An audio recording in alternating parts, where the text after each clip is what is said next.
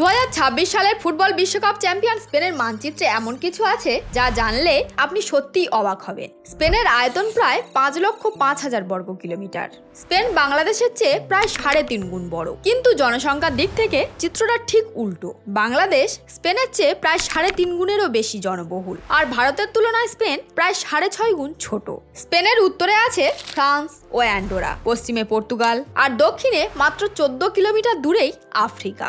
মাঝখানে রয়েছে জিব্রাল্টার প্রণালী। ইউরোপের দেশ হলেও স্পেনের সিউতা ও মেলিলা নামের দুটি শহর আফ্রিকার মরক্কোর ভিতরে অবস্থিত, অর্থাৎ স্পেনের স্থলসীমানা আফ্রিকার সঙ্গেও যুক্ত।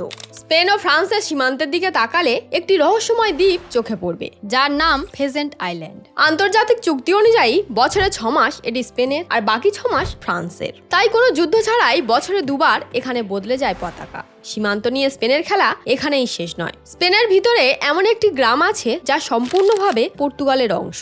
এর নাম অলিভেঞ্জা। আরও একটি অবাক করা বিষয়, প্রতি বছর স্পেনে আসা বিদেশি পর্যটকের সংখ্যা দেশের মোট জনসংখ্যার প্রায় দ্বিগুণ। আর যদি ভাবেন ইউরোপে শুধু পাহাড় আর বরফই আছে, তাহলে ভুল ভাবছেন। ইউরোপের একমাত্র প্রকৃত মরুভূমি তাবেরানাস রয়েছে এই স্পেনেই।